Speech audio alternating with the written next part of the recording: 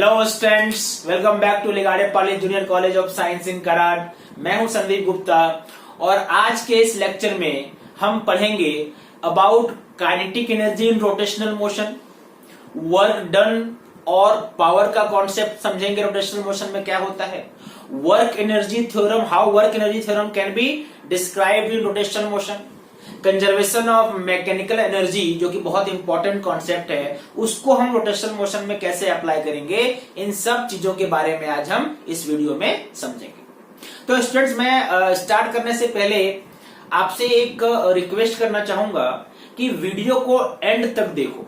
अगर किसी कॉन्सेप्ट को आपको अच्छे से समझना है, ठीक है, तो वीडियो को एंड तक देखना जरूरी है। अगर किसी पॉइंट पे आप नहीं समझते हो तो वहां पे छोड़ देने की बजाय उस पॉइंट को, उस टाइम को नीचे कमेंट बॉक्स में लिखो कि इतने टाइम में ये पॉइंट समझ में नहीं आया, बट इंश्योर करो कि आप वीडियो को एंड तक देखते, ठीक है। तो चलो स्टार्ट करते हैं। सबसे पहले समझते हैं about kinetic energy in rotation. अभी तक हमने पढ़ा है kinetic energy in translational motion, और ये आपको मालूम है इसका फॉर्मूला क्या होता है, half M V square, where M is mass and V is velocity. तो ये तो हमें मालूम है। अब हम अभी क्या समझने वाले हैं, अभी हम समझने वाले हैं kinetic energy in pure rotational motion और kinetic energy in translational plus rotational, दोनों तरह का जब मोशन हो तब हम कैसे काइनेटिक एनर्जी को एक्सप्रेस करेंगे, ठीक है। तो सबसे पहले मैं लेता हूं in pure rotation, we will discuss kinetic energy in pure rotation, ठीक है। इसके लिए एक एग्जांपल लो। मान लो कि कोई एक बॉडी है, ठीक है, लेट्स सपोज मैंने भी एक शेप का एक रिजिड बॉडी मान लो यहां पे लेते हैं, है ना, और वो रिजिड बॉडी किसी given axis, let's suppose this is the axis, इस एक्सिस के अबाउट ओमेगा एंगुलर वेलोसिटी से रोटेट कर रहा है, ठीक है, ऐसे रोटेट कर रहा है। अब आपको प्योर रोटेशन हम कब बोलते हैं, आपको मालूम है ना, जब हम प्योर रोटेशन हम तब बोलते हैं जब ये एक्सिस, जिस एक्सिस के अबाउट बॉडी रोटेट कर रहा है, वो एक्सिस जो है रेस्ट में होना चाहिए। Axis is at rest, axis move नहीं कर रहा है, ठीक है। यानी जिस फ्रेम से आप देख रहे हैं उस फ्रेम में एक्सिस जो है वो रेस्ट में है, तो हम बोलेंगे उस फ्रेम के रिस्पेक्ट में बॉडी प्योर रोटेशन में है। ये हमेशा याद रखो कि एक्सिस जो है, ठीक है, एक्सिस के फ्रेम के हिसाब, हम किस फ्रेम से एक्सिस को ऑब्जर्व करते हैं।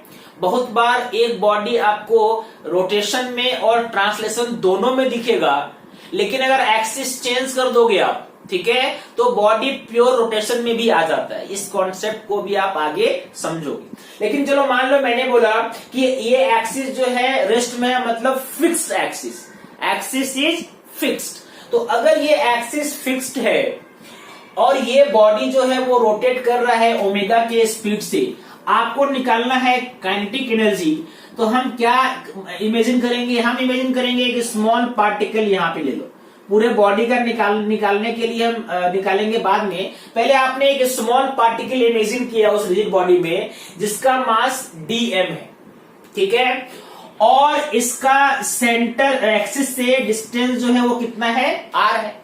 अगर ये घूम रहा है पूरा बॉडी, तो इसके घूमने का सर्कल कुछ ऐसा बनेगा, ये इस सर्कल में घूम रहा है, ठीक है, dm जो है वो इस सर्कल में घूम रहा है। अच्छा, अब ये dm अगर घूम रहा है तो इसका कुछ एंगुलर स्पीड होगा।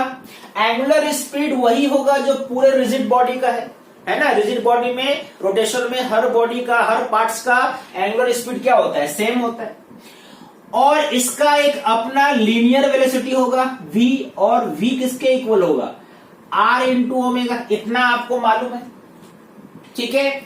तो अगर इसका हम काइनेटिक एनर्जी निकालें, इसका सिर्फ इस बॉडी का dm है ना, इसका अगर हम काइनेटिक एनर्जी निकालेंगे तो कैसा निकलेगा, ये काइनेटिक एनर्जी इसका हो जाएगा हाफ एम के जगह में आपने क्या लिया है, डी एम लिया है, into V square,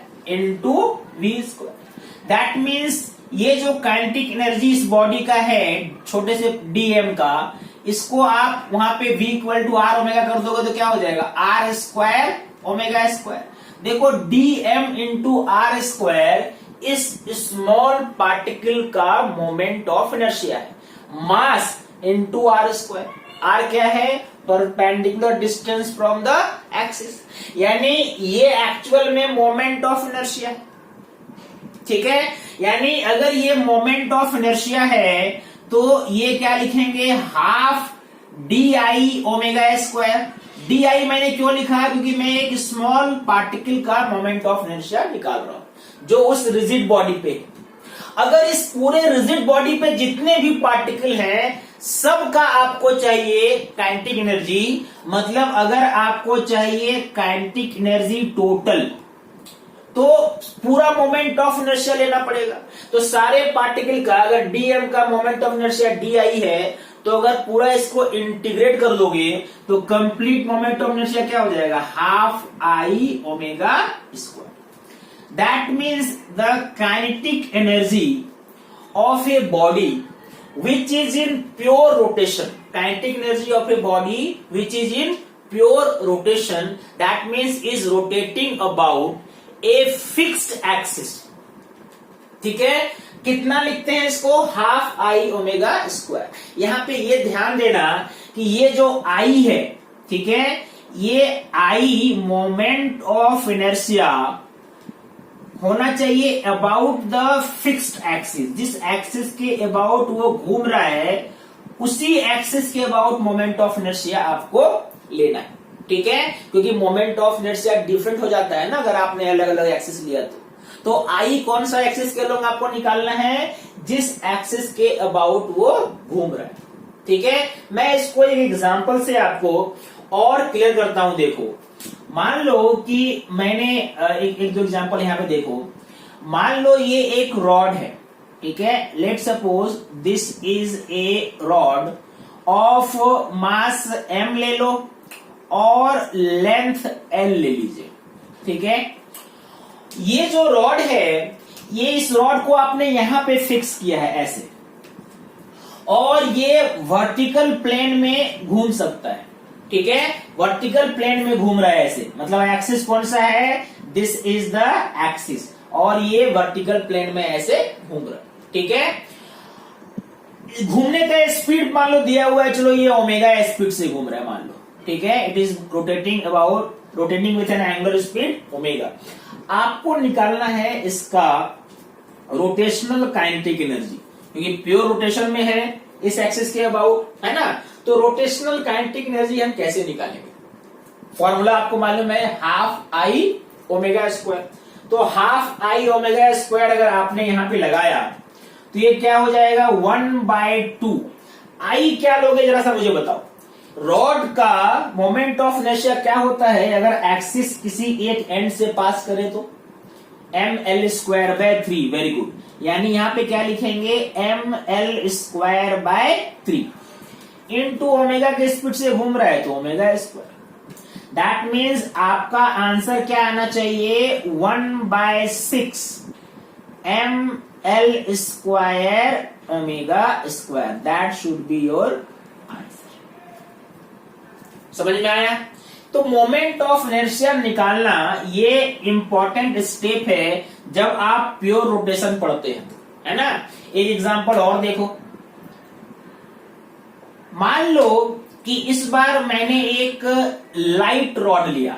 light rod मतलब उसके मास को आप नेग्लेक्ट कर सकते हो। कैसा रॉड है ये एक लाइट रॉड है, ठीक है। लेंथ इसका L है और देखो यहां पे एक्सिस है, और इस रॉड में आपने दो मास को फिक्स कर दिया, ठीक है। दो इक्वल मास को, मान लो ये मास भी m है, ये मास भी m है, ये डिस्टेंस लो इसको L ले लेते हैं और ये L लेते हैं ताकि रॉड का लेंथ 2L हो जाए, है ना। एक्सिस कौन सा है, तो एक्सिस यहां पे है, ये एक्सिस है ऐसे, ठीक है, ऐसे ये एक्सिस। और ये घूम रहा है ओमेगा के एंगुलर वेलोसिटी से, और आपको निकालना है इसका काइनेटिक एनर्जी।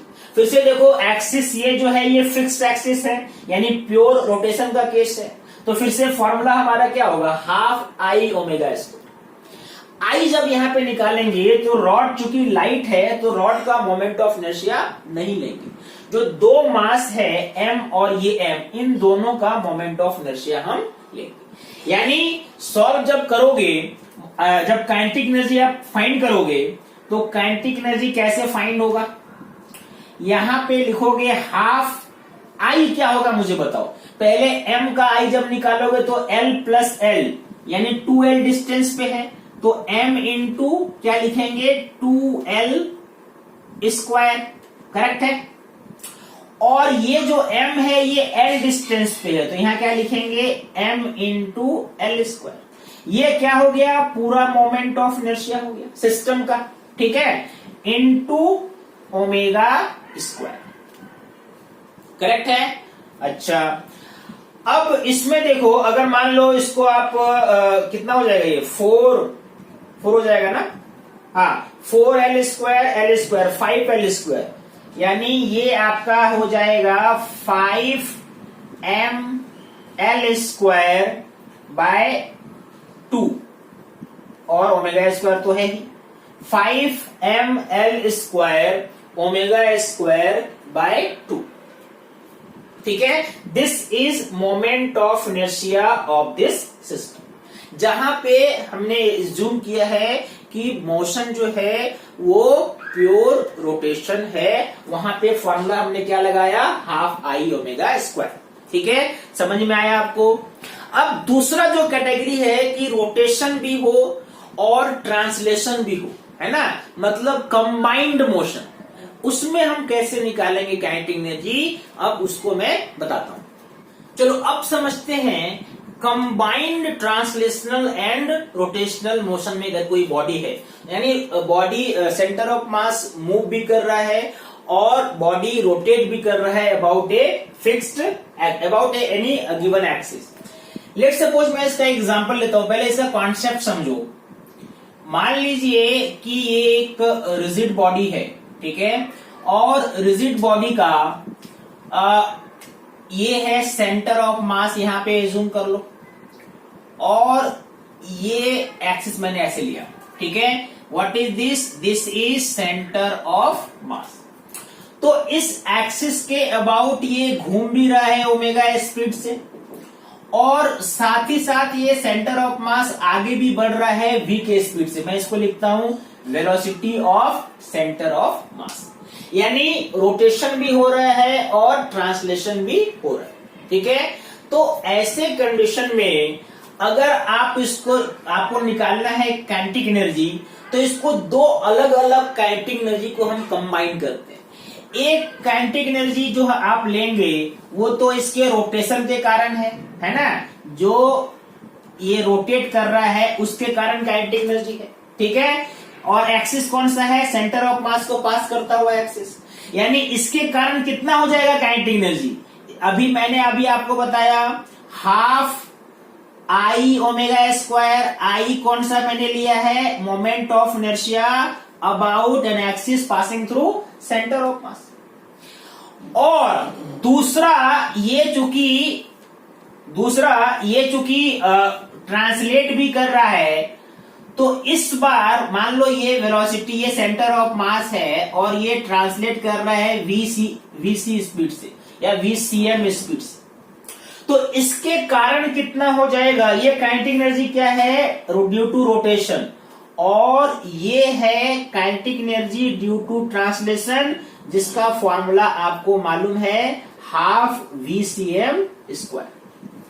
तो जब हम टोटल काइनेटिक एनर्जी निकालेंगे, है ना, that means kinetic energy total, that will be half M VCM square plus rotation के कारण half I C omega square, ठीक है। ऐसे आपको टोटल काइनेटिक एनर्जी निकालना है। वीसीएम क्या है, velocity of centre of mass, और आई सी क्या है, moment of inertia about the axis passing through centre of mass. इन दोनों को निकाल के जब ऐड करोगे तो टोटल काइनेटिक एनर्जी आपको मिल जाएगा। ठीक है, समझ में आ रही बात? इसके एक दो एग्जांपल लो, आपको और अच्छे से कोई समझ में आएगा। ठीक है, मान लो कि आपको एक रॉड दिया हुआ है, ये एक रॉड है, ठीक है, जिसका मास अपन m पकड़ेंगे और लेंथ हम लेंगे l। ठीक है, रॉड, मान लो इस रॉड को मैंने लिखा ए बी। रॉड का जो ए एंड है ये लेफ्ट की साइड जा रहा है v स्पीड से, है ना, और ये जो राइट एंड है ये बी एंड है, ये राइट की तरफ जा रहा है 2b के स्पीड से। रॉड को आपने टेबल पे रखा है, ऐसे टेबल पे रखा है ना, और आपने कुछ ऐसा वेलोसिटी दिया कि ये वाला एंड इधर आ रहा है, ठीक है, v के स्पीड से, और ये वाला एंड आगे जा रहा है 2b के स्पीड से। तो क्या होगा, चूंकि स्पीड अलग अलग है तो ये रॉड आगे भी बढ़ेगा, और देखो यहाँ पे एक टॉर्क भी प्रोड्यूस हो रहा है, ऐसे ये घूमेगा भी, यानी ये घूमने का इसका ये टेंडेंसी होगा, लेकिन साथ साथ ये रॉड आगे भी बढ़ेगा। तो ट्रांसलेशनल प्लस रोटेशनल दोनों मोशन यहाँ पे हो रहा है। यानी इस कंडीशन में मैंने अगर बोला कि बताओ इस रॉड का कितना काइनेटिक एनर्जी है टोटल, ठीक है, या ट्रांसलेशनल काइनेटिक एनर्जी और रोटेशनल काइनेटिक एनर्जी का रेशियो क्या है ना, ऐसे अगर क्वेश्चंस होंगे तो कैसे सॉल्व करोगे। एक बार फिर से मैं आपको बताता हूं फॉर्मूला जो हम यूज करेंगे। Kinetic energy total is equal to half m velocity of centre of mass square plus half moment of inertia about centre of mass IC into omega square. यही हम यहां पे यूज करने वाले हैं। तो इसके लिए आपको क्या चाहिए, इसके लिए देखो इस क्वेश्चन में ये दो चीज नहीं मालूम है, वेलोसिटी सेंटर ऑफ मास का कितना है और ओमेगा कितना है। बाकी तो चलो m दिया हुआ है, आई आप निकाल लोगे, आई भी आपको मालूम है।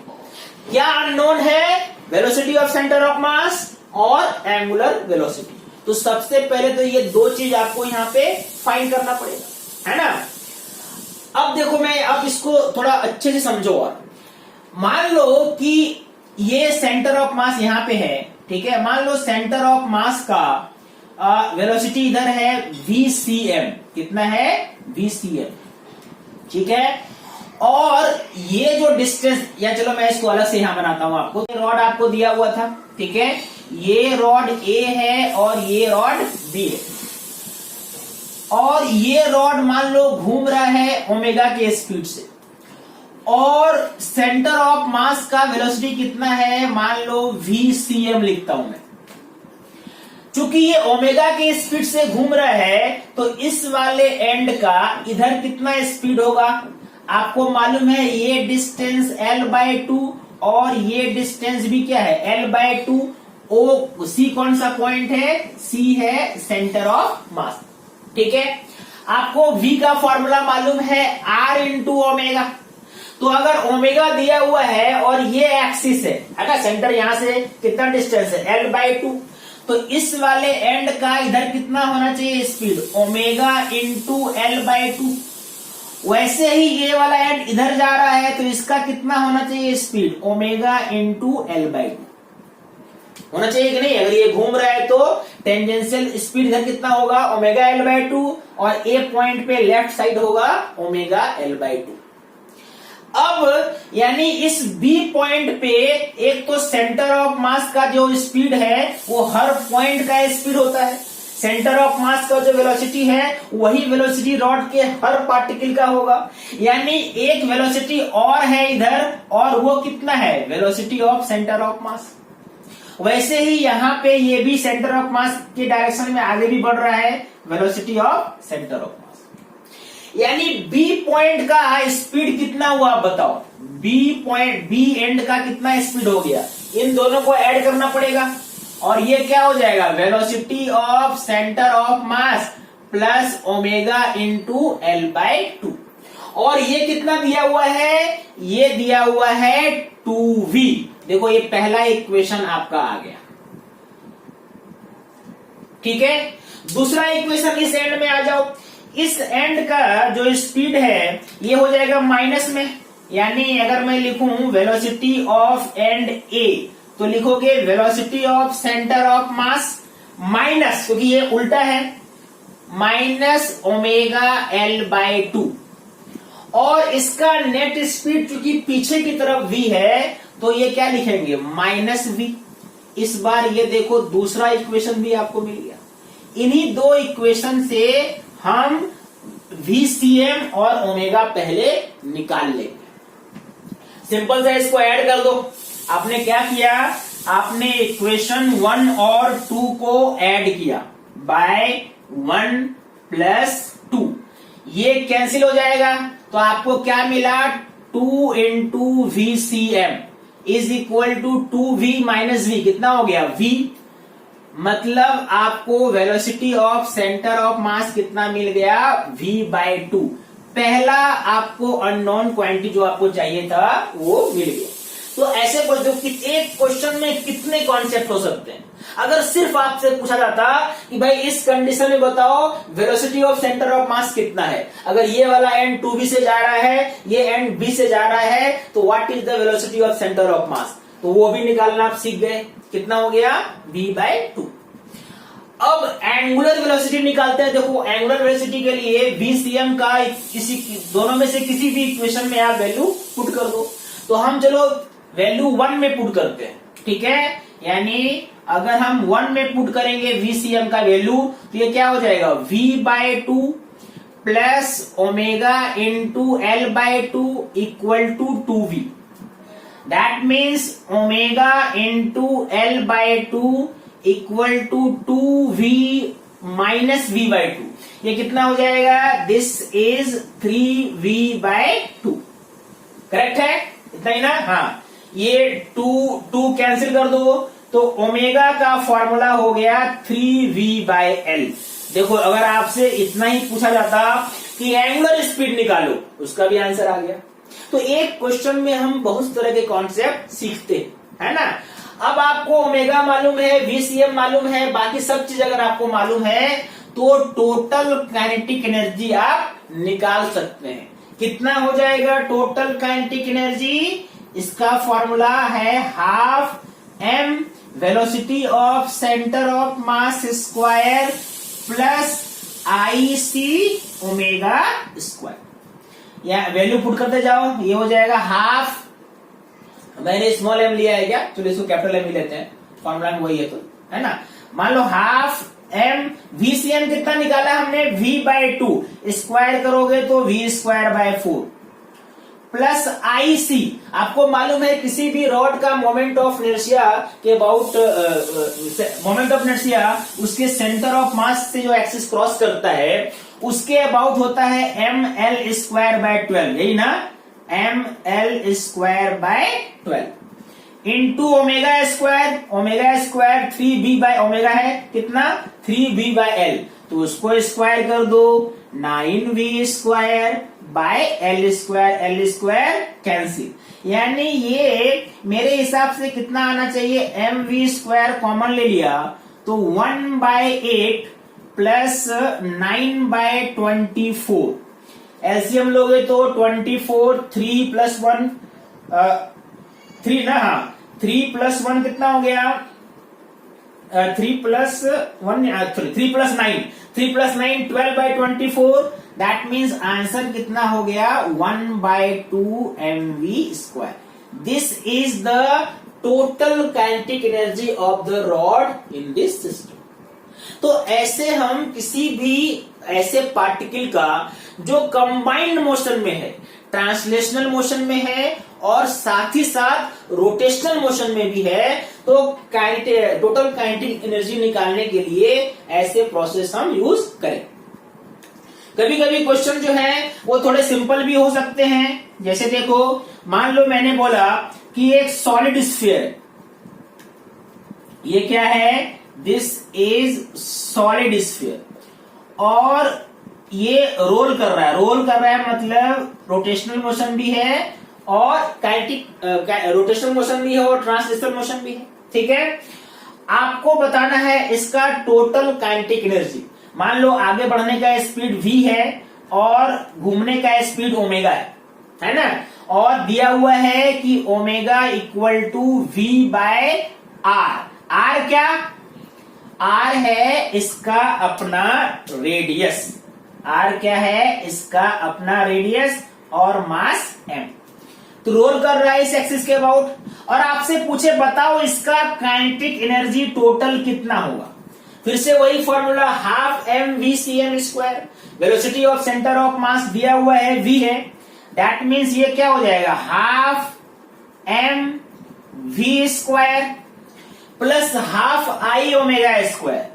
आई मतलब moment of inertia about the axis passing through the centre of mass. तो यहां पे क्या लिखेंगे, यहां पे आई कितना होता है सॉलिड स्फीयर के लिए, 2/5 mr स्क्वायर, ठीक है, सॉरी इंटू ना, हाँ, into omega square. Omega square, omega क्या दिया हुआ है, v बाय आर, मतलब v square by R square, ठीक है। ये omega equal to v by R अभी आगे आप और पढ़ोगे डिटेल में, अभी मैंने बस एग्जांपल को सॉल्व करने के लिए यूज किया है। तो ये कितना हो जाएगा, 1/2, और देखो यहाँ पे 2 कैंसिल कर दो, तो हो गया ये 1/2 प्लस 1/5, यही ना, दैट मीन्स ये हो गया 7/10 mv square. This is the total kinetic energy of a solid sphere which is in pure rolling, मतलब वो स्लिप नहीं कर रहा है, ठीक है। Translational motion plus rotational motion में है, और omega is equal to v by R, ठीक है। तो टोटल काइनेटिक एनर्जी निकालने के लिए ये 2 एग्जांपल से मुझे लगता है आपको थोड़ा कॉन्सेप्ट आया होगा, थोड़ा फील आया होगा, ठीक है। अब चलो काइनेटिक एनर्जी के बाद पढ़ते हैं कैसे हम वर्क डन, पावर, है ना, ये सब निकाल सकते हैं। चलो अब देखते हैं वर्क डन इन रोटेशनल मोशन। आपको याद है वर्क डन इन ट्रांसलेशनल मोशन क्या होता था, F डॉट ds, याद है ना फॉर्मूला आपको, from S1 to S2। This is the formula to find work done, है ना, बाय एनी फोर्स, ठीक है। अगर फोर्स कांस्टेंट है तो फोर्स F बाहर आ जाएगा, अगर F वेरिएबल है तो अंदर रहेगा, है ना। This is the formula to find work done by a force on a body in case of pure translational motion. वैसे ही अगर मान लो प्योर रोटेशनल मोशन है तो आपको मालूम है फॉर्मूला कैसा लिखना चाहिए, फोर्स की जगह क्या आ जाएगा, टॉर्क, और लीनियर डिस्प्लेसमेंट की जगह क्या आएगा, एंगुलर डिस्प्लेसमेंट। कहां से कहां तक, θ1 से θ2 तक, बस कुछ नहीं है इसमें। अगर टॉर्क कांस्टेंट है तो टॉर्क को बाहर निकाल लो, है ना, that means in case of constant torque, ठीक है, ये दूसरा फॉर्मूला है, इन केस ऑफ कांस्टेंट टॉर्क, ठीक है, ये बाहर आ जाएगा तो फॉर्मूला क्या बन जाएगा, ये हो जाएगा टॉर्क θ2 माइनस θ1, यही ना, this will be work done, ठीक है। डी थीटा का इंटीग्रेशन थीटा हो गया और लिमिट पुट करके θ2 माइनस θ1, और अगर वेरिएबल है तो ये फॉर्मूला लगाएंगे, ठीक है, torque D theta from θ1 to θ2।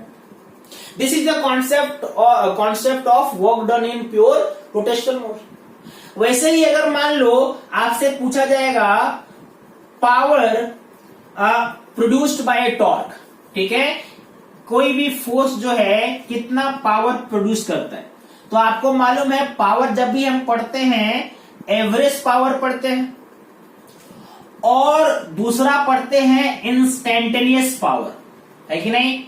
ये आप पढ़ते आए हो वर्क पावर एनर्जी में, तो मैं इसको बहुत ज्यादा डिटेल में नहीं जाऊंगा, बस यहां पे कैसे फॉर्मूला यूज करते हैं वो समझाता हूं। एवरेज पावर यहां पे क्या हो जाएगा, total work done.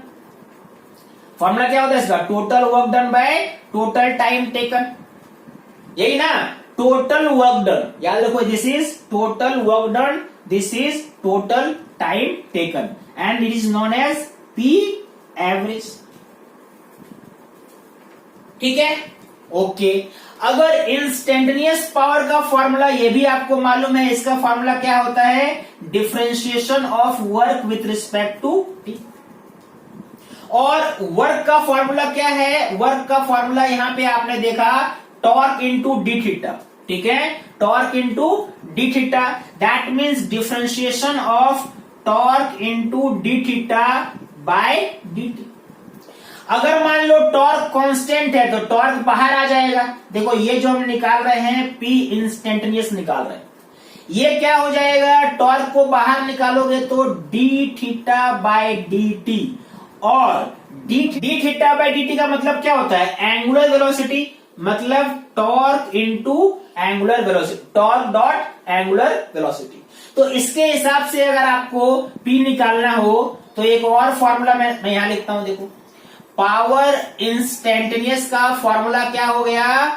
Torque dot angular velocity. आप इसको ऐसे भी समझ सकते हो, T omega cos theta. This is instantaneous power developed by the given torque, ठीक है। हालांकि ये सारा फॉर्मूला आपको अच्छे से समझ में आएगा, क्योंकि ट्रांसलेशनल मोशन में यहाँ पे एफ और वी होता था, याद रखो, है ना, F V cos theta, instantaneous power equal to F V cos theta, ऐसा ही था ना। तो यहाँ पे एफ की जगह में टॉर्क आ गया और वी के जगह में एंगुलर वेलोसिटी आ गया। वैसे यहाँ पे एक और चीज यहाँ पे समझने वाली बात है, और वो क्या है कि आपको मालूम है P instantaneous is equal to D W by D T. तो डी डब्ल्यू का फॉर्मूला क्या हो गया? P instantaneous into D T. यानी अगर टोटल वर्क डन निकालना हो तो क्या करना पड़ेगा? इसको इंटीग्रेट करना पड़ेगा, पी इंस्टेंटेनियस का जो इक्वेशन दिया हुआ है into D T from time, मान लो फर्स्ट टी सेकेंड दिया हुआ है तो 0 टू टी। तो ऐसे आप क्या निकाल सकते हो? टोटल वर्क डन ऐसे भी निकाल सकते हो, ठीक है, पढ़ा है ना ये सब। यानी और ज्योमेट्रिकल मीनिंग इंटीग्रेशन का क्या होता है? ग्राफ होता है। तो पावर और टाइम ग्राफ का जो एरिया होगा वहां से वर्क डन निकलेगा, और डिफरेंशिएशन का मतलब क्या होता है? स्लोप होता है। मतलब वर्क और टाइम ग्राफ का जो स्लोप होगा वो क्या देगा? Instantaneous power. Just in case of translational condition मैंने आपको समझाया। लिखना कैसे है वो याद रखो, बाकी ये सारा कंडीशन आपने वर्क एनर्जी पावर में पढ़ाई है, ठीक है। और भी आपने कुछ चीजें पढ़ी है, जैसे work energy theorem, conservation of energy, वो यहां कैसे अप्लाई करेंगे देखो, वो भी मैं एक एग्जांपल से अच्छे से समझाता हूं। तो work energy theorem, work energy theorem का स्टेटमेंट क्या था? बोलो। वर्क एनर्जी थ्योरम का स्टेटमेंट था कि work done by conservative force, work done by conservative forces plus work done by non conservative forces, work done by non conservative forces, या work done by any other forces, ठीक है। That means total work done, work done by conservative, work done by non conservative, work done by other forces, mean work done by total forces, जितने भी force type के force लग रहे हैं, that should be equal to change in kinetic energy of the body. यही है ना work energy theorem का statement. Work done by conservative, non conservative, any other force, that means work done by total force. अगर मैं short में लिखूं इसको तो आप क्या लिखते थे? Work done by total forces, है ना, is equal to change in kinetic energy. यही आपने पढ़ा है। यहां पे क्या चेंज करोगे? यहां पे बस ये जो काइनेटिक एनर्जी लोगे, इसमें दो तरह का काइनेटिक एनर्जी ऐड करोगे, ट्रांसलेशनल प्लस रोटेशनल। अगर ट्रांसलेशनल नहीं हो रहा है, प्योर रोटेशन है, तो सिर्फ रोटेशनल लेंगे, अगर ट्रांसलेशनल है तो वो लेंगे, और अगर दोनों है तो दोनों को ऐड करेंगे। यानी रोटेशनल मोशन में ये जो फॉर्मूला है, बस ये थोड़ा चेंज क्यों हो गया? क्योंकि काइनेटिक एनर्जी अब आपने उसमें रोटेशनल वाला भी ऐड कर दिया। पहले हमने बस ट्रांसलेशनल लिया था, ठीक है। इस बार ट्रांसलेशनल प्लस रोटेशनल दोनों रहेगा वहां पे, और कोई चेंज नहीं, ठीक है। अब इसी में अगर मान लो अब थोड़ा सा और अगर हम आगे बढ़ते हैं, ये आपने समझ लिया, ठीक है। Work done total is equal to change in kinetic energy translational plus rotational. This is called work energy theorem. This is work energy theorem in rotational motion. ठीक है. अब और देखो, आपको मालूम है conservative work done by conservative force क्या होता है ना. वर्क डन बाय, ये सब बेसिक एग्जांपल है, आपको याद होना चाहिए. Work done by conservative force equal to negative of change in potential energy. ये मालूम है ना आपको. Work done by conservative force is equal to negative of change in potential energy. Delta U मतलब चेंज इन पोटेंशियल एनर्जी. तो यहां पे हम क्या लिख सकते हैं कंजर्वेटिव की जगह में minus delta U, because work done by conservative force is equal to change negative of change in potential energy, plus work done by non conservative force plus work done by other forces is equal to total change in kinetic energy. Total मतलब rotational plus kinetic. इसको उधर लेके जाओ तो क्या मिलेगा आपको. Work done by non conservative plus work done by other forces equal to change in total kinetic energy plus change in potential energy. इस फॉर्म में भी आप इसको लिख सकते हो. यही से आपको एक और कॉन्सेप्ट मिलेगा, बहुत इंपॉर्टेंट कॉन्सेप्ट. अगर मान लो कि कोई नॉन कंजर्वेटिव फोर्स या कोई अदर फोर्स नहीं लग रहा है, that means only conservative forces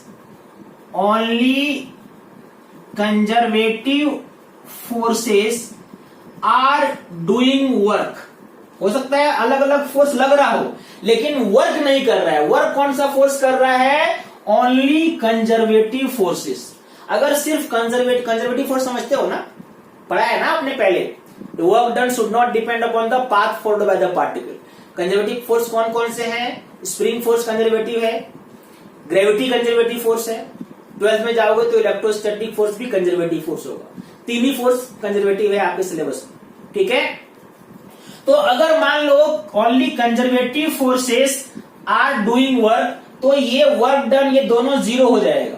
और अगर ये दोनों जीरो हो जाता है तो क्या इक्वेशन होगा. Zero equal to change in total change in kinetic energy plus total change in potential energy. मतलब net change in mechanical energy is zero. कहने का मतलब क्या लिखोगे. नेट चेंज काइनेटिक एनर्जी और पोटेंशियल एनर्जी दोनों को मिला के हम क्या बोलते हैं. Mechanical energy. That means net change in mechanical energy is zero. आपको ये कॉन्सेप्ट मालूम है. इसको क्या कहते हैं. बिल्कुल सही, इसको कहते हैं principle of conservation of mechanical energy, है ना. This is principle of conservation of mechanical energy. और ये क्या कहता है. अगर सिस्टम में सिर्फ कंजर्वेटिव फोर्स काम कर रहे हैं तो उस मैकेनिकल एनर्जी जो है वो कांस्टेंट रहेगा, उसमें कोई चेंज नहीं आएगा. जितना काइनेटिक एनर्जी में चेंज आया उसके उल्टा चेंज पोटेंशियल में आ जाएगा. मतलब जितना काइनेटिक एनर्जी डिक्रीज करेगा उतना ही पोटेंशियल एनर्जी इंक्रीज करेगा, है ना. इसके हिसाब से क्या लिख सकते हो. Delta K E total equal to minus delta U. Minus sign क्या बताता है कि अगर ये इंक्रीज करेगा काइनेटिक एनर्जी तो पोटेंशियल एनर्जी उतना ही डिक्रीज करेगा, है कि नहीं. यही कॉन्सेप्ट है जो हम रोटेशनल मोशन में भी यूज करेंगे. रोटेशनल मोशन बस ये ध्यान रखना कि काइनेटिक एनर्जी आप टोटल ले रहे. ठीक है. एक एग्जांपल से समझाऊंगा आपको. देखो एग्जांपल लेता हूं. देखो एक एग्जांपल लेते हैं. ठीक है. मान लो आपको एक रॉड दिया हुआ है जिसका मास m है और लेंथ l है. ठीक है. कितना मास है m और कितना लेंथ है l. मास m ले लो और इसका लेंथ है l. इसको यहां पे आपने फिक्स किया है ऐसे. ठीक है. यहां पे मान लो ये ऐसे फिक्स है ओ पॉइंट पे, और इसको आपने थोड़ा स्लाइटली पुश किया है ना, ठीक है, और ये नीचे गिरता है, तो मैंने इसका एक पॉइंट लिया जहां पे ये वर्टिकल के साथ थीटा एंगल बनाता है मान लो, ठीक है। लेट सपोज कि मैंने इसका ये पॉइंट लिया यहां पे, जहां पे वर्टिकल के साथ कितना एंगल बन रहा है, वर्टिकल के साथ एंगल ये मान लो दिस एंगल इज थीटा, और आपसे पूछा जा रहा है कि बताओ इस पॉइंट पे जब ये वर्टिकल के साथ थीटा डिग्री एंगल बनाता है तो उस पॉइंट पे इसके सेंटर ऑफ मास का वेलोसिटी कितना है, ठीक है। सेंटर ऑफ मास का कितना वेलोसिटी है आपको, मान लो ये मैंने यहां पे लिया, ये सेंटर ऑफ मास है, तो इस कंडीशन में velocity of centre of mass कितना है, ठीक है। तो ध्यान से अगर देखो तो इसमें ये चूंकि फिक्स यहां पे जो फोर्स लग रहा है, ठीक है, ये कोई वर्क नहीं कर रहा है, वर्क कौन कर रहा है, ओनली ग्रेविटेशनल फोर्स mg, ठीक है, और वो कैसा फोर्स है, कंजर्वेटिव फोर्स है। तो हम कंजर्वेशन ऑफ एनर्जी का फॉर्मूला यहां पे लगाएंगे। पहले सेंटर ऑफ मास मान लो यहां पे था, इस पॉइंट पे था, अब ये यहां पे आ गया, ठीक है। ये डिस्टेंस कितना है, अगर ये पूरा L है तो ये डिस्टेंस हो गया L/2, करेक्ट है, ठीक है। अब बताओ सेंटर ऑफ मास एक्चुअल में कितना नीचे आया, इतना नीचे आया, और ये आप कैसे निकालोगे, तो इस वाले ट्रायंगल में देखो ये क्या है, ये यहां से यहां तक L/2 है, ठीक है। तो ये जो डिस्टेंस दिख रहा है यहां पे, मतलब ये डिस्टेंस कितना हो जाएगा, अगर ये एंगल थीटा है तो क्या हो जाएगा, L/2 cos theta. L/2 cos theta कहां तक है, यहां तक है, ठीक है, और पूरा सेंटर ऑफ मास का अपना हाइट कहां कितना था, L/2 था, और इस पॉइंट पे सेंटर ऑफ मास का हाइट कितना हो गया, L/2 cos थीटा। तो सेंटर ऑफ मास कितना नीचे आया है ना, अगर मैं पूछूं इसका लेंथ कितना है तो आप क्या बोलोगे, L/2 minus L/2 cos theta. L/2 common ले सकते हैं, 1 माइनस cos थीटा, सही है, ओके। अब आपको एनर्जी कंजर्वेशन जरूर लगाते हैं। स्टार्टिंग में पहले क्या था, पहले सेंटर ऑफ मास ऊपर था, अब सेंटर ऑफ मास नीचे आ गया, तो क्या डिक्रीज हुआ, सेंटर ऑफ मास का पोटेंशियल एनर्जी, और सेंटर ऑफ मास का पोटेंशियल एनर्जी कितना डिक्रीज होगा, जितना, अगर ये हाइट है, अगर इस हाइट को हम h मान लें तो centre of potential decrease in potential energy कितना हो गया, अगर मैं बोलूं decrease in potential energy, this will be mgh, mg और h कितना निकाला आपने, कितना नीचे आया है ये L/2 1 माइनस cos थीटा। जितना डिक्रीज हुआ उतना ही क्या होना चाहिए, काइनेटिक एनर्जी इंक्रीज होना चाहिए, और इसका फॉर्मूला क्या होता है, इस एक्सिस के अबाउट ये प्योर रोटेशन में है, मान लो ओमेगा स्पीड से रोटेट कर रहा है, तो आप क्या लिखोगे, half I omega square. I इस एंड के अबाउट रॉड का क्या हो जाएगा, half ml square, sorry half into ml square by 3, कितना हो जाएगा, ml square by 3 into omega square, मतलब 1/6 ml square omega square, correct है। अब इन दोनों को अगर आपने इक्वल किया, क्योंकि जितना पोटेंशियल एनर्जी डिक्रीज हुआ है उतना ही काइनेटिक एनर्जी इंक्रीज भी होगा, इसका मतलब mg L/2 into 1 minus cos theta is equal to 1/6 ml square omega square, ठीक है। एक m तो m तो कैंसिल हो गया, एक l भी देखो यहां पे कैंसिल होगा। आप ओमेगा निकालने के लिए चलो इस 2 को इधर ले जाओ, ये 3 हो गया, 3 ऊपर आ गया, दैट मीन्स 3g है ना, 1 माइनस cos थीटा बाय एक l इधर है ना, l equal to omega, under root कर दो, तो आपको ओमेगा मिल गया है ना। अगर आपसे यहीं तक पूछा जाता कि जब थीटा जब होगा तो ओमेगा कितना होगा, जब वो थीटा एंगल घूम चुका है, लेकिन अगर मान लो आपसे क्वेश्चन में क्या है, velocity of centre of mass, तो v का फॉर्मूला क्या होता है, R omega. R centre of mass कितना दूर पे है, l/2 डिस्टेंस पे है, तो क्या लिखोगे, l/2 इंटू ओमेगा, यानी l/2 इंटू कितना है ओमेगा, तो ओमेगा आपने निकाला है 3g1 minus cos theta by l।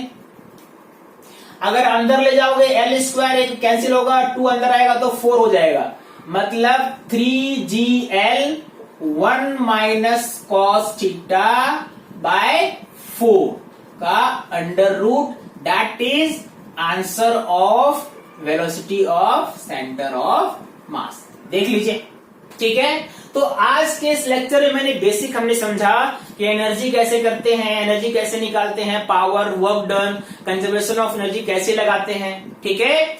तो अब नेक्स्ट लेक्चर में मैं क्या करूंगा, एक न्यूमेरिकल का कुछ ऐसे अच्छे न्यूमेरिकल लेंगे जो इन 2 लेक्चर पे बेस्ड होंगे और उसको सॉल्व करके अपन अच्छे से और प्रैक्टिस करेंगे। तब तक आप इसको रिवाइज करो और इस पे कुछ क्वेश्चंस सॉल्व करो, ठीक है। Thank you for watching this video.